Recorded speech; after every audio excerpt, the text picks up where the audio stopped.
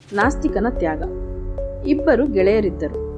ಅವರಲ್ಲಿ ಒಬ್ಬನು ಆಸ್ತಿಕ, ಮತ್ತೊಬ್ಬ ನಾಸ್ತಿಕ. ಆಸ್ತಿಕನು ಬಹಳ ಸರಳ ಜೀವನ ನಡೆಸುತ್ತಿದ್ದನು. ಅವನು ಮಾಡುತ್ತಿದ್ದ ಕೆಲಸಗಳು ಶ್ರೇಷ್ಠವಾಗಿದ್ದವು.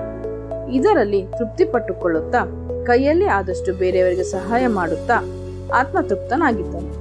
ಇದಕ್ಕೆ ವಿರುದ್ಧವಾಗಿ ನಾಸ್ತಿಕನು ಬರೀ ಹಣ ಗಳಿಸಿ ಕೂಡಿಸುವ ಮನೋಭಾವ ಹೊಂದಿದ್ದನು.